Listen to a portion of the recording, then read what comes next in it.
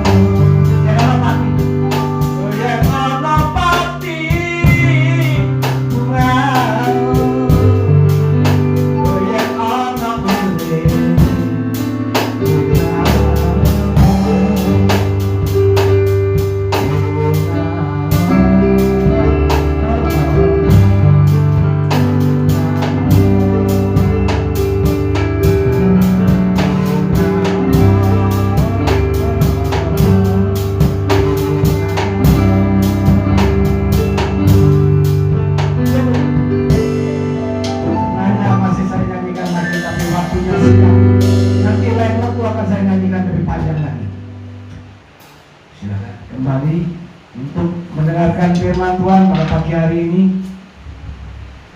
saya akan bedah kitab suci ini ya, bukan bedah dirobek kitabnya, bukan. Saya bedah ya.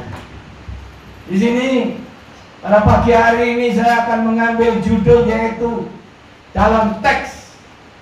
Ya, saya belajar di Meta di sini. Saya nggak akan mencuri apa itu dari orang lain, tapi saya jelaskan. Saya belajar di Meta, tapi nggak seluruhnya. Saya di sini mengambil bagian-bagian dan saya harus kembangkan karena apa penting di sini. Nggak mungkin sama hati mereka yang membuat ini dengan hati saya. Makanya sesuaikan dengan naluri dan pikiran hati saya juga. Tapi itu juga belajar, ya belajar dari apa yang dikatakan, yaitu Meta itu. Saudara yang kekasih, di sini saya akan memberikan judul sesuai dengan anugerah mata dan telinga. Amin. Ya, kita akan buka Matius pasal 13 ayat 16.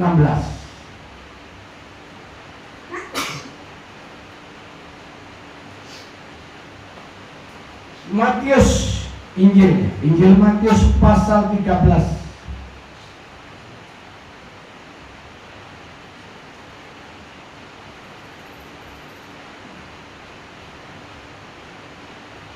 ayat 16. Tetapi berbahagialah matamu karena melihat dan telingamu karena mendengar. Amin. Nah, mari kita lihat satu persatu apa yang dimaksud dengan firman Tuhan ini. Berbahagia mata yang melihat dan telinga yang mendengar. Sesuai dengan konteks judulnya, ini adalah anugerah. Mata dan telinga ini artinya anugerah. Mata dan telinga ini adalah anugerah yang dari Tuhan. Karena apa? Bisa mendengarkan dan bisa melihat. Tetapi yang dimaksud di sini bukan melihat apa yang kelihatan, namun juga tidak akan mendengar apa yang kita dengar, yang berdasarkan frekuensi ya suara atau dari ya suara-suara benda dan lain sebagainya. Namun di sini dijelaskan bahwa ya ayat 17 selanjutnya di sini kita lihat ayat yang ke-17. Sebab aku berkata kepadamu, sesungguhnya banyak nabi dan orang benar ingin melihat apa yang kamu lihat, tetapi tidak melihatnya, dan ingin mendengar apa yang kamu dengar, tetapi tidak mendengarnya. Amin. Coba ngingkirin apa ini? Nah, cepat kembali lagi. Dengar firman. Nah, ini adalah penting karena apa?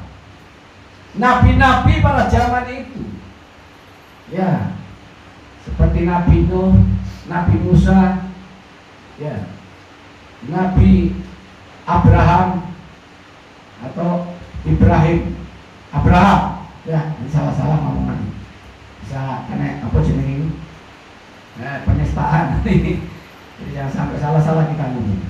Nah, Nabi Abraham pada saat itu mendengar suara Tuhan dan melihat, tapi tidak bisa melihatnya, dan mendengar di sini tidak bisa mendengar. Nah, pada saat itu kita tahu bahwasanya pada perjanjian lama dalam PL itu memang mendengar suara Allah itu hanya lewat wahyu, melihat hanya lewat seperti bayangan. Jadi melihat Allah itu seperti bayangan, dan melihat Allah atau mendengarkan suara karena mendengar. Dan ya, berbahagialah bagi orang yang melihat mata langsung dan mendengar suaranya. Ya. Ayat 17. Sebab aku berkata kepadamu, sesungguhnya banyak nabi dan orang benar ingin melihat apa yang kamu lihat, tetapi tidak melihatnya. Ingin mendengar apa yang kamu dengar, tetapi tidak mendengar. Jadi ini adalah orang-orang zaman PL itu, ya, zaman perjanjian lama. Itu mendengar tetapi tidak mendengar, dan melihat tidak melihatnya. Ya. Karena apa? Yang mendengar lewat pewahyuan atau suaranya, suara Tuhan katanya. Pada saat itu ada suara Tuhan kepada Musa, ada suara Tuhan kepada Abraham. Ya. Kemudian melihat dan tidak melihatnya, karena apa yang dilihat adalah bayang-bayang. Tiba-tiba di situ ada asap, ya, yang putih, ya, itu ada kemudian suara Tuhan. Dan kemudian ada angin yang gemuruh, dan itulah itu apa, burung puyuh atas padang gurun pada saat itu.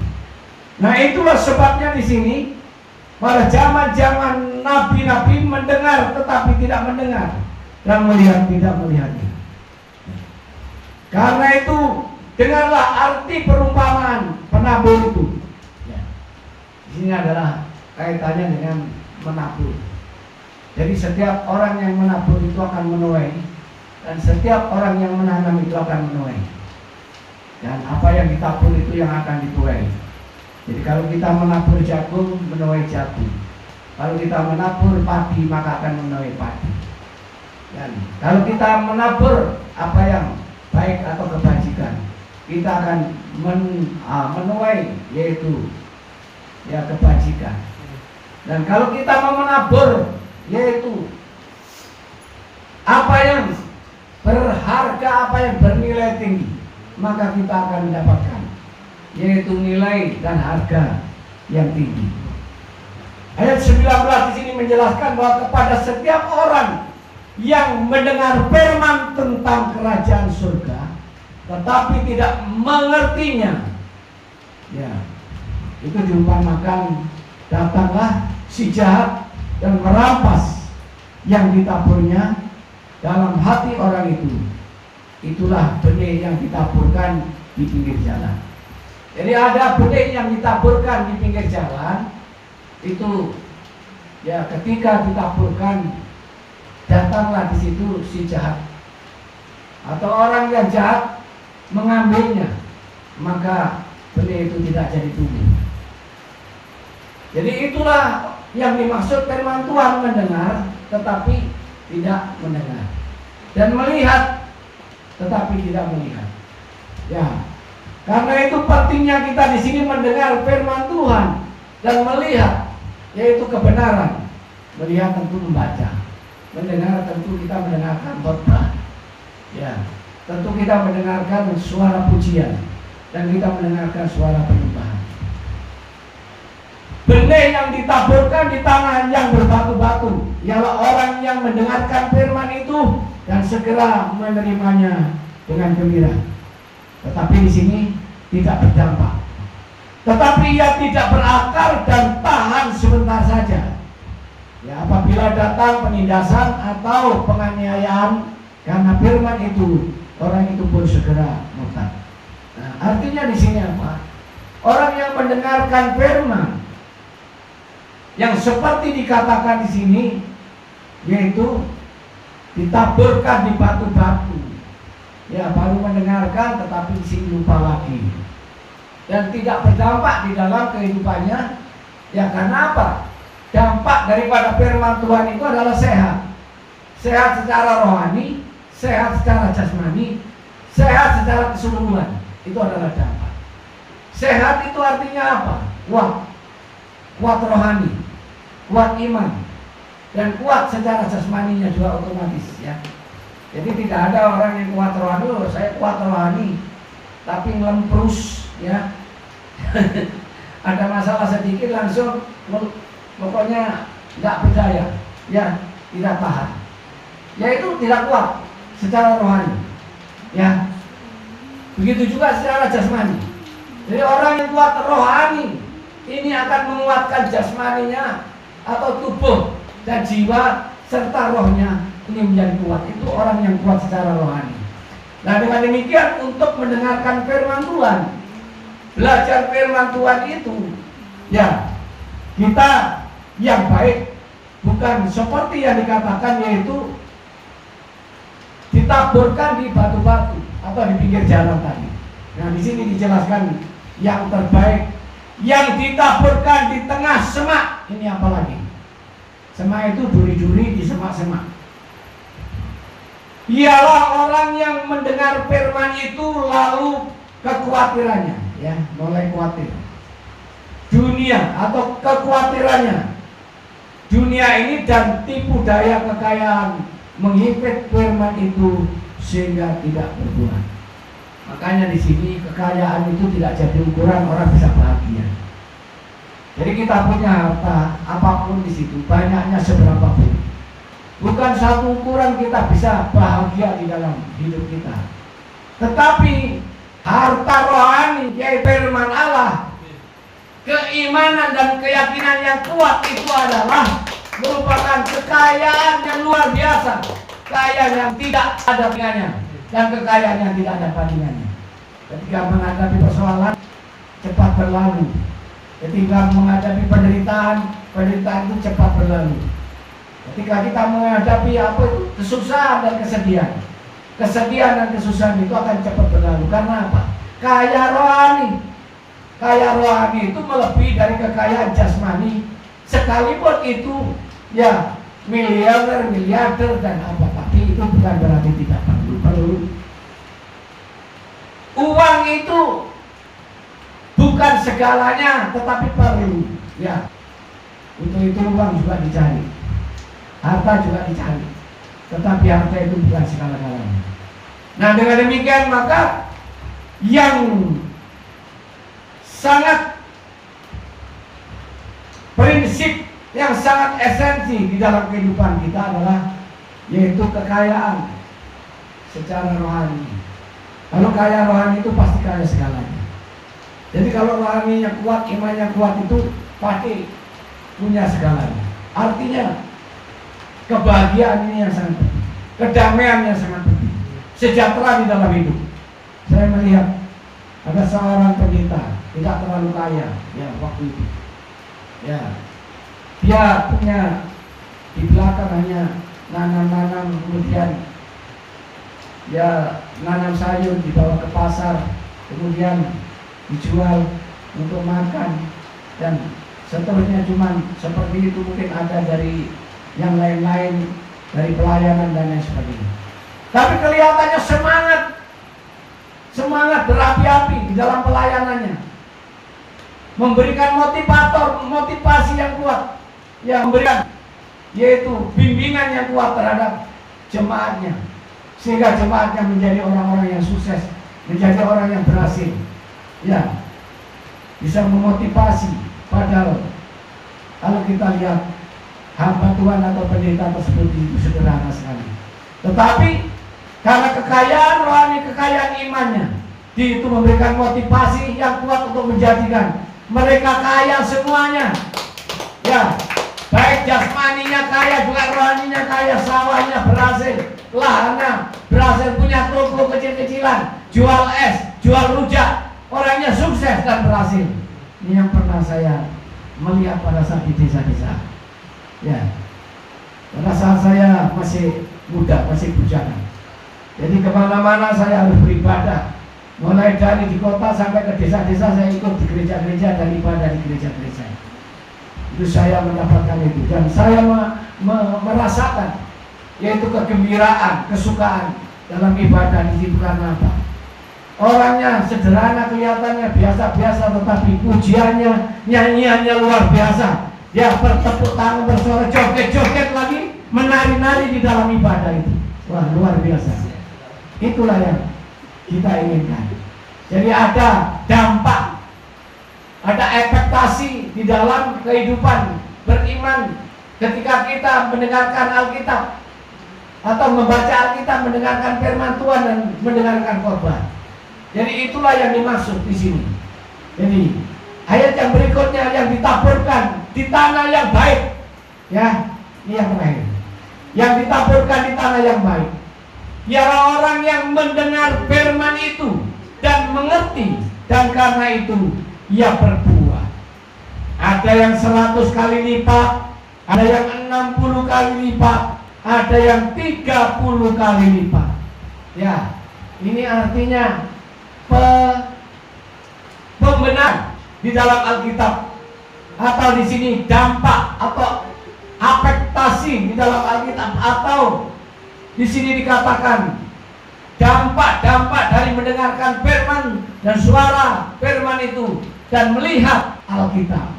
Hanya perlu belajar melihat Alkitab, membaca Alkitab dengan benar, dan mendengarkan firman Tuhan dengan benar, mendengarkan khotbah dengan benar. Maka di sini akan menghasilkan apa? Menghasilkan yaitu penghasilan di dalam iman, penghasilan dalam rohani kita. Yang dikatakan di sini ada yang 100 kali lipat, ada yang 60 kali lipat, ada yang 30 kali lipat. 30 masih kali lipat, 60 kali lipat, 100 dilipat-lipat. Jadi di sini kelipatan itu di sini ya uangnya dilipat-lipat. Di sini tidak ada hitungannya. Coba bisa menghitung nggak? 30 kali lipat berapa? Ya, 30 kali lipat itu pengertiannya di Alkitab ini. Ya, kemudian yang 60 kali lipat, ya 100 kali lipat. Kelipatan berkat kelimpahan yang tidak ada batasnya, yang luber, yang meluas, yang membanjiri di dalam kehidupan kita secara rohani. maka kita menjadi orang Kristen yang kuat, yang tangguh, yang kokoh, yang sanggup, yang mampu, yang mau, yaitu bekerja untuk di ladang-ladang kita, yaitu ladang Tuhan dan ladang-ladang apapun yang kita yaitu kerjakan. Ya, ladang kantor, ladang sales, ya ladang marketing, ya ladang-ladang betulan, ya ladang padi, ladang sawah. Seperti di sini firman Tuhan yang saya sampaikan di sini. Bahwa firman Tuhan tadi saya jelaskan bahwa orang-orang desa kelihatannya sederhana, tetapi di situ ada kegembiraan, ada sukacita di dalam Tuhan. Itulah kebenaran. Bahwa firman Tuhan ini adalah kita dengar, kita harus mendengar, dan kita lihat, kita harus melihat yang nyata, yang konkret, yang nampak. Itulah firman Tuhan. Maka kita mendengarkan suara yang kita dengar, yang sungguh, yaitu firman Tuhan ini. Suara hati, hatinya adalah suara Tuhan, yaitu Tuhan yang benar, Tuhan kita yaitu Yesus Kristus. Amin. Mari kita akan dengan pujian kita angkat nyanyian tadi pulang.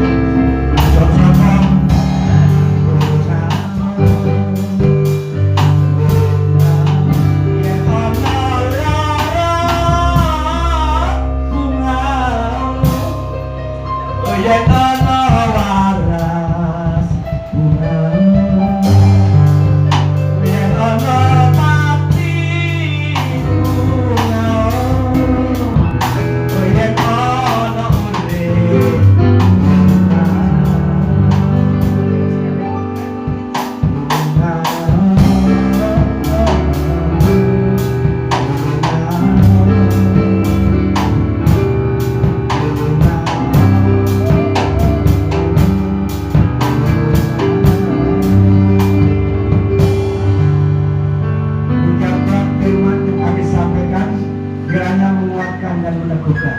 Amin.